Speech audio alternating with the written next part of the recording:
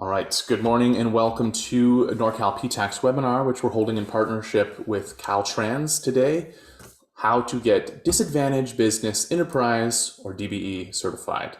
This is the second part of the Black Business Month series where we're zooming in on certifications that are ideal for Black-owned businesses. So we're happy to take part in that and celebrate Black-owned businesses.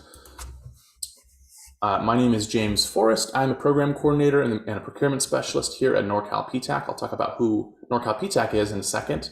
Our main presenter today is Liz Brazil. She's one of our procurement specialists, and we're looking forward to what she's put together for everybody, putting together some research. And we're also very, very happy to have Patricia Silva, who's been partnering with us for years now. I've known Patricia a long time, and Patricia is a small business liaison with Caltrans District 2, based out of the Shasta County area. So we'll hear from Patricia in a second. Just want to talk about Norcal PTAC real quick. We are the hosts of today's webinar. That is the Northern California Procurement Technical Assistance Center, and you will not find me saying that in casual conversation. Basically what we are a nonprofit organization that provides free counseling, training, and bid matching for our clients. So if you're in our service area here on the right, in one of these 15 counties, you can become a client and you're eligible for certain client benefits. So like I said, one-on-one counseling. So if you apply, it doesn't cost you anything, and then we connect you with a procurement specialist who can meet with you virtually over video, chat, email, phone call, things like that, whatever works for you, to go over the many processes of selling your goods and services to the government. When we say really anything, it's anything related to contracting. So it can't be grants. We don't help with funding. There's certain things like that. You have to be an established business. And like I said, you have to be in our service area. But if you meet all those criteria, then we can help you with just about anything related to contracting. And so we're talking registrations, helping with SAM.gov, that's a big issue. All kinds of certifications, WOSB, DBE, on the federal level, state level, local certifications, LBE, MBE. So you name it, we help with it. And we can, of course, also help with bidding and reviewing proposals, capability statements, and things like that.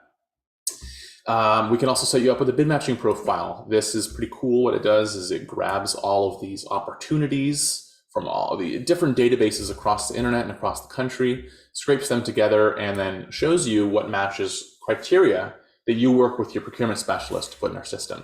So ideally what happens is you wake up in the morning and you check your email, and you have one email every day with a list of opportunities that may suit what you sell. And then you can kind of stay on top of those. The other thing we do is, as you could probably infer from being here today, is that we put on webinars. We put on a lot of webinars. So for this month, I think we're doing 4 of them, just about 1 a week. And we're going to keep doing that. Someday we'll do in-person events, but for now, we're still on the webinar train. We can get the word out to a lot of folks. And we bring in government partners like Patricia here, and we leverage the expertise of our own procurement specialists. So we're really excited to keep doing that.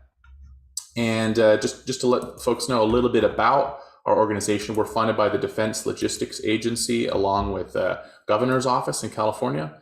And in 2021, we helped our clients win more than $500 million in government contracts. So that's $500 million into the pockets of businesses in our service area. So that is what we are all about, is funneling those tax dollars back into the communities that pay them. You can sign up for us at norcalptac.org. If you're not in a service area, which I know some of you are not, go ahead and look that second link up, aptac-us.org/findaptac. Like I said, everyone's going to get these slides, and the links will be active so you can find them there. All right, and before we get into the main presentation with Liz Brazil, let's go ahead and hear from Patricia Silva, again, a small business liaison with Caltrans District 2 in Redding. So we've been partnering with Trisha a long time. So Trish, thanks for taking it away and telling us a bit about your organization and its relation to the DBE certification. Hi, everyone. Thank you for being here today. Again, my name is Trisha Silva. I'm the Small Business Liaison for Caltrans District 2, located here in Redding, California. And as the Small Business Liaison for District 2, I'm available to assist businesses on how to do business with Caltrans and find procurement contracting opportunities with Caltrans. So please feel free to reach out to me. I also can provide one-on-one assistance. And my email is patricia.silva@dot.ca.gov. Next slide, please. So I'm here today representing our North Region, Caltrans North Region Small Business Team, which consists of Districts 1, 2, and 3. So as you can see on your screen, District 1 is Erin Morgan, our Small Business Liaison, who's located in Eureka. And then myself, District 2 in Redding, and District 3 Small Business Liaison is Robin Spence, located in Marysville. Next slide, please. So here on your screen, you can see Caltrans is made up of 12 districts, all the way from District 1 in Eureka down to District 12 in Santa Ana. And so District 1 in Eureka is made up of 4 counties: Del Norte, Humboldt, Lake, and Mendocino counties. So if you would like information and like to find opportunity in those areas, then please contact District 1, Erin Morgan. Then my district here, District 2, we serve Lake Lassen, Modoc, Plumas, Shasta, Cisco, Tehama, and Trinity counties. So please contact me if you would like to find opportunity in these counties. And then District 3 is made up of Butte, Colusa, El Dorado, Glen, Nevada, Placer, Sierra, Sacramento, Sutter, Yola, and Yuba counties. So please contact Robin Spence if you would like to learn more about finding opportunity in those counties. And the next slide, and then at the top of the screen, you can also find a Caltrans near you. So you can even Google Caltrans near me and you will get the map. Next slide, please. So this is the services that we offer. So again, we have 12 districts in Redding, and there are 12 district small business liaisons such as myself, and we offer services for businesses, and we offer one-on-one assistance. We discuss strategies on working with our agency. We provide technical assistance. We do public outreach events such as this one today. And then we also we're a resource for our Caltrans staff and helping them find businesses for their purchasing and contracting needs. Next slide, please. So Caltrans recognizes 3 goals. And today, Liz is going to be going over how to become DBE certified. And that is the Disadvantaged Business Enterprise goal that you see on your screen. So Caltrans has annual goals that they have to meet, and they have to meet a 22.2% goal annually in giving a DBE certified business. The other 2 goals are our state certifications, which is a small business and small business for public works. That is a 25% mandated annual goal. And then we have our disabled veteran business enterprise, which we refer to as DVBE, which is a 5% annual goal. So if you want to learn more about those goals and those certifications and how to obtain them and the eligibility requirements, please feel free to reach out to me at patricia.silva@dot.ca.gov. And I believe James will also put my contact in chat. But those goals, you can also just go Google Cal eProcure, so California Online Marketplace, and you can learn more about those certifications. And again, these are all free certifications. Next slide, please. So again, thank you. Feel free to contact your local DSBL. Again, there's 12 of us. So here on the screen, you can see District 1's contact, my contact, District 3's contact, but then you also have our whole list of small business liaisons that you can find at the link on your screen. And you can reach out to any of us if you're willing to, work in our areas or just get more information on how to do business with Caltrans within all 12 of our districts. And then also you can stay connected just by attending more outreach events such as this, you can Google Caltrans outreach event calendar. The link is also there on the slide. We do have 2 more upcoming events, one in August, actually next week, August 23rd, finding contracting opportunities with Caltrans, which we are partnering with PTAC. And then we have another event on September 20th, Meet Your Resources, which we are again partnering with PTAC. So please take a look at our event calendar, and also in a follow-up email, there will be 2 flyers for those events that I just talked about that will be coming up or coming out to you in an email. And you can also find them on our Caltrans outreach event calendar. And thank you again. And again, if you have questions, please feel free to reach out to me. I'm happy to assist. Thank you. Thanks, Trisha. Does anyone have any questions right now for Trisha? I don't see anything in the chat, so feel free to drop them in there. Or I did put Trisha's email address in the chat as well, so you can see on the screen. You can also have it. So reach out to Trisha if you have any questions that aren't addressed here. And let's go ahead and move right along. Our next presenter in the main presentation for today comes from Norcal PTAC. So this is, allow me to introduce Liz Brazil here. Let me see if I can get you to start your video here. Liz Brazil is one of our procurement specialists who used to be with the DBE program we used to run. So Liz has a ton of expertise in this field for DBE certification. So you are certainly in excellent hands with her. Let me back up here. All right. Thanks, Liz. Go ahead and take it away, and I'm eager to see what you have. Thank you, James. Hello, everyone, and thank you for joining us today. The DBE certification webinar presented to you with the partnership with Caltrans. My name is Liz Brazil. As James mentioned, I am a Norcal PTAC procurement specialist. I have worked for several transportation agencies for 35 years, including Santa Clara VTA, where I served as DBE program manager. I had the opportunity to review DBE applications and make determinations whether to grant or deny certifications based on the federal regulations. The DBE certification training normally takes 2 to 3 hours to fully cover all the application sections and required documentations. Due to the time constraint, I will not be able to go in great detail and try to cover this webinar within 35 to 40 minutes. I will make sure to allow enough time for questions at the end. This webinar, you will learn how to get DBE certified. And it's very exciting because, as Trish mentioned, there's 22.2% DBE goal.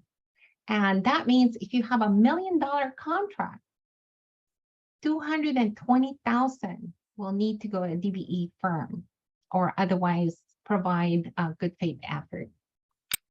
The biggest takeaway that I want from you is to learn about the DBE program, the eligibility requirements, and also about the DBE application process. That's the biggest takeaway. And as mentioned, we can provide you with all kinds of assistance to help you. You know, if you are a DBE Norcal PTAC client, we can assist you with the whole process. Okay, let's get started. First, let me read this disclosure. The information provided herein is accurate to the best of my ability at the time of presentation. Some or all of the provisions mentioned herein could or may be changed by the current administration, with or without prior notice. Okay. The main objectives are listed here. We're going to learn about the history, the objectives of the program, what is the DBE and the eligibility requirements, and also the certifying agency members of the California Unified Certification Program. And as mentioned, we're going to go through the application process and also tips and benefits of being certified. Now, here's the history of the DBE program. It was part of the Civil Rights Act of 1964. And ever since then, there had some final rule changes to the regulations. So in 1983, we had the DBE statutory provision. And in here, at least 10% of the funds have to be awarded to DBEs. In 1987, they reauthorized and amended the DBE statute. Women added to the program. Woohoo, 1987. And also, 1999, they introduced Part 26 and DBE program plan and the Unified Certification Program. In 2009, they did the size limit or gross revenue. 2011, interstate certification, so that if you're already certified in your home state, you can easily certify in another state. In 2014, they made all of the applications uniform, standard application for all of the states. And also 2021, this is probably the most recent one, is they had adjusted the size limit of small businesses. And they also implemented a statutory change to the size standards. Now in 2022, there are some new proposed rulings, and they're still accepting comments, and they probably will continue till September. The proposed updates to the DBE program regulations include increasing the personal net worth. They're going to increase it from 1.32 to $1.6 million for your personal net worth. They're going to try to simplify the interstate certification process, and also the site visit. Because of COVID-19, they started to do Zoom or online on-site interviews. So they're trying to keep that. And lastly, there's a lot more, but lastly, they're trying to improve the reporting requirements to ensure also monitoring of prompt payments, so that small businesses can be paid promptly. So this is the history. And now this is the DBE program objectives, to help remove barriers to participation of DBEs in DOT assisted contracts. The Department of Transportation includes the Federal Transit Administration, the Federal Highway Administration, the Federal Aviation Administration. Secondly, is to promote the use of DBEs in all types of federal assisted contracts, to assist the development of firms that can compete successfully in the marketplace, to provide appropriate flexibility to the recipients of federal financial assistance, and providing opportunities for DBEs. Okay, next. Let me just remove this. Okay, what is a DBE? A DBE is defined in the 49 Code of Federal Regulations, Part 26. DBEs are for-profit small business concerns where socially and economically disadvantaged individuals own at least 51% interest and also control and manage the daily operations.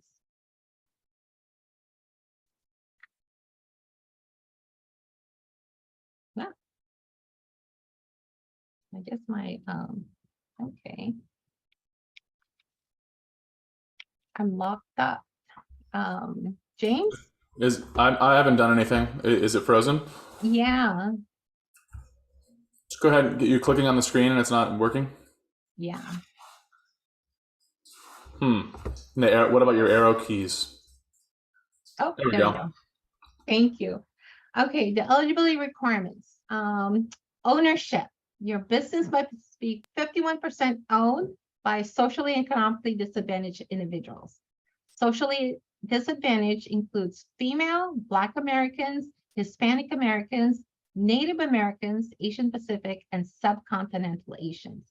But also note, persons who are not members of the above groups and own and control their business may be eligible if they establish their social economic disadvantage. So that is, you can find this information in Appendix E to the 49 CFR Part 26. Okay, personal net worth. This is 51% majority owners must not exceed the personal net worth of 1.32. But keep in mind, if the new final ruling of 2026, this may increase to $1.6 million for personal net worth. Control, 51% owner must possess the required license or credential if required by law to own and control a certain type of firm. Independence, only an independent business may be certified as a DBE. The business size standards, the 5-year gross receipt cannot exceed $28.48 million. Again, this just been recently increased from 26.29 from the 2021 rulemaking. Okay, every single state must have a unified certification program. As mentioned earlier, there's a standardized application, there's a standardized process, and within California, it's the California Unified Certification Program. Now, not all CUCP members are certification, conduct certification. There's only a few, and I'll list that in the next few slides. The California Unified Certification Program operates under one agreement. It's the Memorandum of Understanding for all recipients of federal funding. The CUCP offers one-stop shopping certification services to small minority women-owned seeking to participate. Now, are you ready to apply? Have you reviewed what is the DBE program? If you are interested and you want to learn more about the program, here's a link to the US DOT DBE program. Here's also a link for the Unified Certification Application, and then a copy of the personal net worth statement. And also, before applying, search for your NAICS codes, because they will review your application based on your NAICS codes, what type of services that you provide. Now, there's an application, all right? There's a hard copy, and then there's an online copy, but both of them are the same in terms of content. The first section is the certification information, your contact information. And if you had any other certification or applications, you have to disclose that. The second part of the section is the business profile, relationships and dealings with other businesses. The third part is the majority owner information. Identify the majority owner of the firm holding 51% ownership, and also to disclose any other owner information. Okay, the section 4 is the control. And this is probably one of the most important, and a lot of people have a lot of questions in this section. Operating control means disadvantaged owner must actively involve in all aspects of the business. The individual must show the basis decisions pertaining to the daily operations are made independently. The individual seeking certification must demonstrate experience and technical competence in the field work seeking certification. Now, the management control is the disadvantaged must have demonstrated ability to make independent and unilateral business decisions to guide the future and destiny of the business. Okay. In addition to this, you have to provide financial data. Items has to systematically reviewed and analyzed to determine the control of the business. You have to provide your balance sheets, income statements, licenses, tax returns for the last 5 years, If you don't have any, you can actually let them know that your business is new. You only may have 1 year, or maybe you don't even have any tax yet that you have not filed because your business just started. Resumes. This is really important. A lot of people think, okay, you know, I'll provide a resume, but this is a different type of resume. This is a resume explaining your duties, your actual task.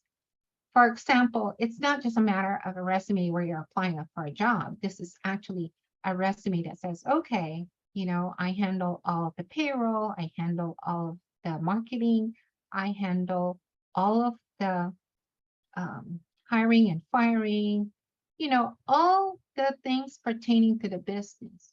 You can't just say, I'm an owner of a landscaping company. You have to explain what are your duties and how do you operate and control your business, okay? And also in here, you have to provide contracts if you have any, you know, provide information about your current awards, because some of these, they will review the NIC codes and the type of work that you've been doing. So if you're applying for electrical and your contracts are mainly landscaping, it will not match, right? So those are the things that they're gonna keep an eye, and maybe they'll put a yellow warning or a red flag. These are the things that you have to consider when you're applying. Okay, the DBE application process. A lot of people are wondering, you know, what do they do? So whether you apply with a hard copy or you apply online, if you apply with a hard copy, unfortunately, they have to scan it. They have to upload your documents electronically. So, you know, it's a lot more difficult for them. But if you apply electronically, then you will see the process, right? When you apply, you'll say you're 35% complete, 40%, depending on how far you are in the application, they will say what percentage is completed. And at the very end, probably in the 97%, the last thing you have to do is notarize the application and also your personal net worth form, PNW form. And unfortunately, there's a lot of people that forget that whole last step, but you know, that's one of the very last steps. And then you submit, click on submit. Once you click on submit, an analyst is going to be assigned to you. They're going to be reviewing everything. And remember, the analyst reviews hundreds of these, right? So the very first thing they'll do is they'll check off the checklist. And if you're missing any documents, they'll put you in the back of the list, okay? Because they cannot start the process if you have not completed all the documents. And once they complete their review, they're going to make a determination. And the final item that they need is a site visit. But now, because of COVID-19, as I mentioned, a lot of these are done online, either through Zoom or team meeting, so that they'll give you a week, and normally it would last 1 to 2 hours, depending how complex your business is. And then they'll complete that whole application and provide that data to their manager, who will make the final determination, okay? They will decide, they will decide whether you are certified or whether you're going to be denied certification, okay? Okay, so as I mentioned, there is an online process, And this is the website. If you click on the California UCP DBE system, it will bring you to this website. So the very top is the vendor certification. They have system training. And then you can also include some of the California work codes. Okay. And then in the bottom of that same page, you can click in any of the certifying UCP members. So if you're located in District 1, 2, and 3, you will have to apply with Caltrans directly. So you can click on the Caltrans logo and it'll bring you to the website to start your application. And this is another way. If you click on, if you're not sure about which area, then you can go around and say, you know, are you located in Los Angeles area? Are you located in a Central Valley or Bay Area? And then it'll provide you with the link where you can sign up. So in addition, I would highly recommend, if you're not familiar with the certification, sign up for training. These are free. There's a lot of space available. And it only takes like an hour or two, but at least you get a training on the DBE application. And the flow chart, as I mentioned, you have to meet the eligibility requirements, right? And it's shown in the certification workshop. And if you are eligible and you're ready to start, then go and check out the DBE certification checklist. As I mentioned, before a certifying agent can even start your DBE application, they will check and make sure that you have all of your documentation. Okay, and this checklist will help you. It's located in Norcal PTAC, but you can also get this from the online system. One of the most difficult part about the application process is probably the personal net worth. You know, this is a lot of the clients have a hard time collecting all of this information because everything that you have, whether it's your home, if you have vacation homes, if you have a boat, if you have cars, if you rent or lease any buildings or offices, you have to provide that in your personal net worth.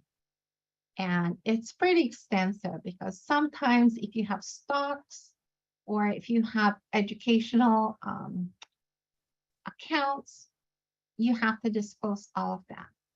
Now, your home residence is not included in your personal net worth. So, especially now in California, a lot of the homes are over $2 million or more, right? So that will exceed your 1.32 million personal net worth limit. So in here, you know, take a look at it. And if you want somebody to review it, you know, if you have an accountant or a tax person, you know, ask some questions. And also, you know, work with a counselor like me, and I can help you do your personal net worth. Okay, so the personal net worth, sometimes, as I mentioned, it has to be notarized. You know, they will not accept your application unless it's notarized. The individuals share assets separately, jointly, or community property, or with the individual spouse is included, right? But there are certain ownership of primary residence, some tax and interest penalties that is excluded. So, you know, like pensions, IRA accounts, 401. So you will need to look at that very closely, and we can work with you on that. Okay. Site interview. A lot of people have questions about site interview. Basically, this is the very last step in your whole process. And this step is just to reaffirm whatever information that you have provided, and also to make sure that they get the final information, because they'll just go review the following areas. They want to make sure the history, right? How did you start your business? They will have the management. Do you actually own, control, and you have your operational duties, right? They don't want you to be a person who's not involved, but only in name only. Okay. Also the financial, they will review, how did you start your business? Who put in the initial funding? Who's controlling it? You actually are the person signing the checks, or is there another person who's in control of the financials? And lastly, marketing. Are you the one submitting the proposals or the bids? Are you the one making the decision whether to pursue it or not? Do you sign the contracts, and so on? Okay. So there's a lot of information they will ask, and as I mentioned, normally it takes like 1 to 2 hours, and they'll ask you a lot of questions, and a lot of the questions mainly is from the documents that you had provided to them. Okay, let's go to the next one. And as I mentioned, this is a federal certification for disadvantaged business enterprise. If you want to pursue certification in other states, you must be certified in your home state first. Okay, so if your business is in California and you want to do business in Nevada or Arizona, complete the DBE application, and once you've been certified, you can obtain a form from Nevada or Arizona, and they will request the documents that you provided in California, and they will use that to certify you in their state. And this is normally pretty quick because you already gone through the whole process, you submitted your application. So it's normally a lot shorter than 90 days. It's probably more likely to be 30 days. Each state varies in their determination of interstate certification. California requires a full granting interstate certification. Okay, so if you're interested in interstate certification, just contact the other state and start the process. Okay, this is probably one of the things, sometimes you apply and your application is denied. You may appeal if you believe all the facts have not been fully considered. Denied first must submit written appeal within 90 days of the date of denial. Certification denials are appealable to the US DOT, not to the state where you applied your certification. There's things, maybe, for example, you applied and they had calculated your vacation homes to be triple the amount or the price. You can actually have documentations that indicates a lower price, right? So if you just refinance your house and they had appraised it at a certain value, which is much lower, you can appeal those, right? And if there's some topic that you were denied on, you can search these certified DBEs. You can read on the denials and appeals that the US DOT had issued. Okay, so it's not late, you can still appeal, but if you don't appeal, you have another year to start the application process again. Okay, so for example, you were denied because your personal net worth exceeded 1.32. Maybe during this year, you sold your rental homes and you sold your vacation home, and now you meet the 1.32 million limit.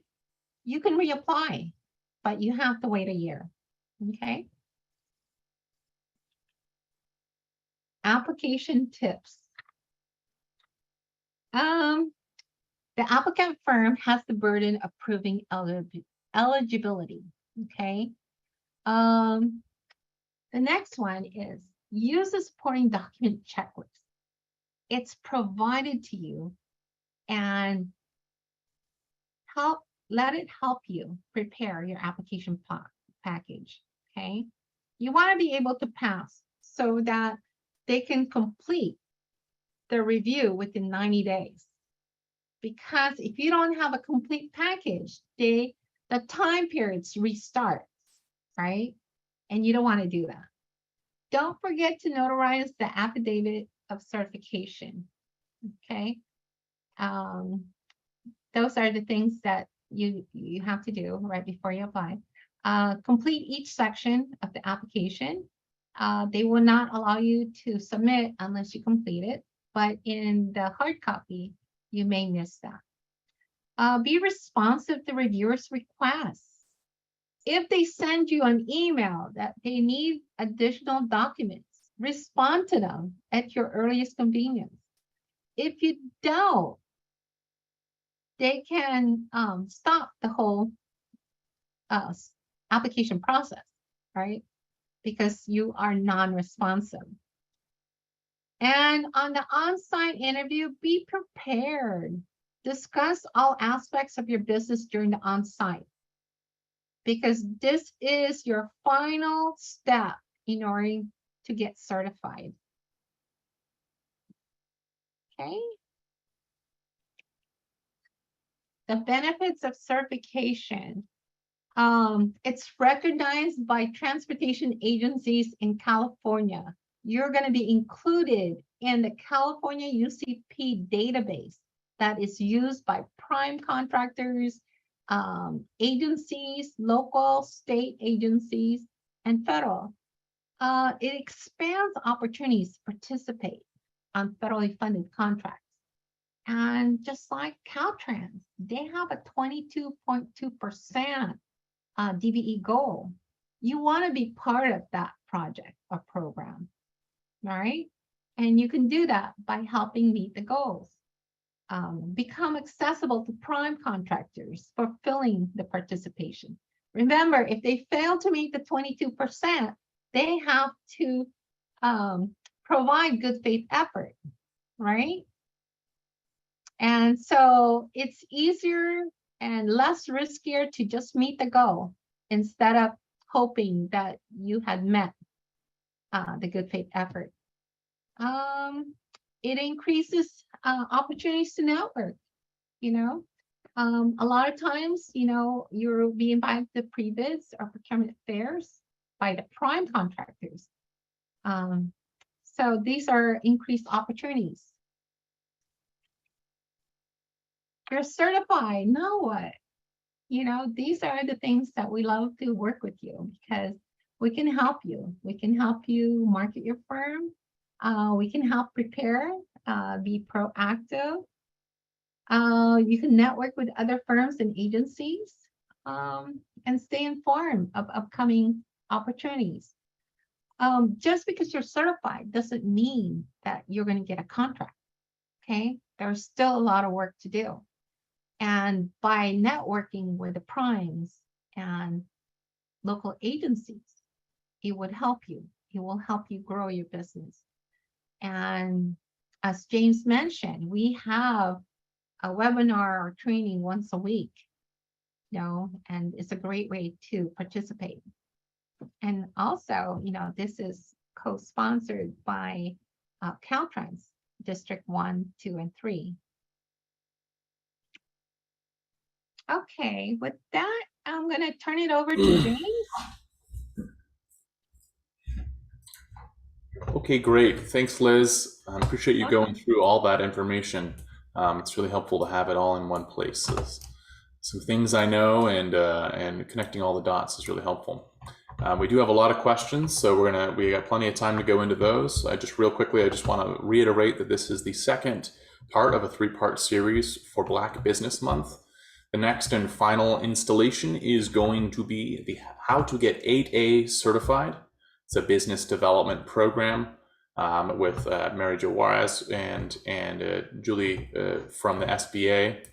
Julie Klaus will be joining us, and that's going to be next Thursday, August 25th. So we hope that you join that one as well. If you're eligible for the 8A program, that's a minority owned business program. So, and then I'll be presenting on September 8th, an introduction webinar called How to Do Business with the Government. So if you're interested to hear about my take on government contracting, if you need to go back to the basics, then feel free to join for that as well. September 8th, 10 a.m. Also a Thursday. All right, let's get into those questions here. I'll go ahead and take back control of the screen. We've got plenty of questions. I've answered some of them as we went along, primarily because Liz has answered them in the presentation. I want to be respectful of everyone's time, but there are plenty of good questions here I've left, so let's go ahead and get into them. Anonymous attendee is asking, what happens if your personal net worth exceeds the limit after you've already been certified? Every year, you are required to do an annual affidavit. It's an annual eligibility. DBE firms are required to declare their eligibility on an annual basis. If a firm is denied certification, there's a 12-month period. But your personal net worth is one of the things.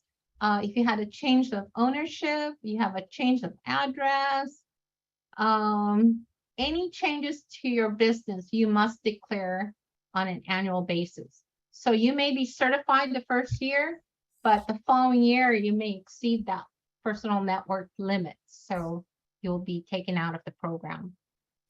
So they will revoke your certification after that second renewal period. Is it immediate? Do they immediately revoke it once they review?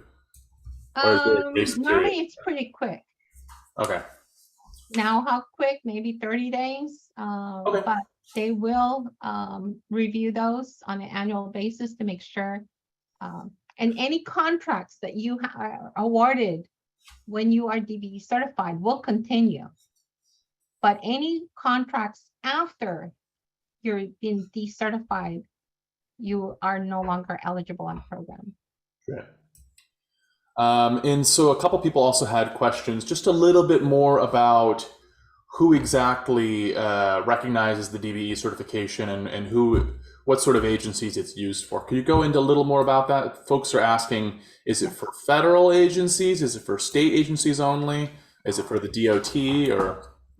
The DBE program is a federal program for the transportation, United States Department of Transportation. But it's accepted because if you're a DBE certified firm, you're automatically considered a small business. So most of the states, most of the cities and counties accept the DBE certification. The state agencies, there's over 300 plus agencies accepts the DBE certification. But the program is meant to be with the DOT. So any transportation agencies like BART, Santa Clara VTA, Caltrans, the Public Works will accept those certifications, like Alameda County Public Works and county would accept those. And so the basic idea is that if they're getting Department of Transportation money through their projects, then they can accept DB certification, or they would accept. Is that right? There's so many different cities, counties, and state agencies that will accept those because it's well known. Just like if you apply for the federal women-owned state small business certification, that's normally accepted everywhere, So not in the state of California, but it's accepted in, if you plan to work for PG&E, Google, AT&T, PayPal, the women-owned certification is accepted. But the DBE program, if it was federally funded, it would have a DBE goal. So you can see that. I think next week we're gonna have a webinar on how to find contracting opportunities with Caltrans, and I can go in detail about where to find those opportunities that has DBE goals. If it doesn't have a DBE goal, then it's just an aspirational goal, right? Of having small business, disadvantaged business, minorities. Okay, great. Thanks, Liz. So an attendee is asking, I assume that a US citizen who's originally from India and owns a startup here in the US with less than $1 million in yearly revenue, with that sort of situation, would they be qualified for a DBE certification? Well, there's 6 eligibility requirements, right? In order to get qualified. But if you're a US citizen, that's one of them. And if you are a personal net worth of 1.32 or less, that's the second one. So you must meet all the eligibility requirements. Sure. So that wouldn't disqualify them being from India. Okay. Correct. Alfred's asking if the business is a startup and has no financial or tax records, is it disqualified from becoming certified? No. As I mentioned, you just have to disclose to the reviewer that you do not have any tax information, and they will know that because they'll search to the Secretary of State registration and they'll know when your business had been registered. If it's a sole proprietor, then they'll obtain some other information for you. All right, great. Similarly, how would you show your experience with the NAICS codes if you're a new business? Would you just also say that you're inexperienced? Sometimes your qualifications, for example, if you worked in a business, like you were an environmental engineer, now you want to be an environmental consultant, right? So they'll use that information and they'll say, okay, based on her education, her work experience, and many other factors, they'll make a determination whether you meet that or not. For example, if you were doing some landscaping work and you want to put lighting on the landscape and you're asking for electrical, you may not qualify because you don't have the expertise or background in that. But each case will be reviewed on a case-by-case basis. Okay, great. And I guess it might be a similar thing for one of the qualifications said, and include your contracts in your applications, your prior history. Would that include subcontracts as well? Yes. Okay, I figured so. All right, and then we had a lot of questions about the site visit as well. Yes. What if you're a home-based business, for instance? Is there a requirement for a site visit? Do they come into your house or? No, they just do an online Zoom, just like what we're doing now, and they'll ask you a couple of questions. There's a large amount of businesses are home-based, okay? And sometimes what they'll do is they'll ask you, what type of equipment do you use? You may show them your printer, you may show them your file cabinets, you may show them, what other equipment you may have. You may show them your office, right? Which could be your bedroom. And those are acceptable. Okay. So that would be true of generally any program, any entity that didn't have a brick and mortar. It would be, they show them wherever you do business. Correct. Okay, great. So that answers Denicia's question as well about the janitorial program. And we had some questions about personal net worth. Should you disclose your spouse's retirement account? That's a pretty specific question. Yes? You will have to disclose a lot of items, including your spouse's information. Right, yeah. One of the downsides of all the paperwork is it gets pretty invasive, but could pay In off. California, it's different because of the 50-50. So there's a lot more items that your spouse will have to disclose. Communal property.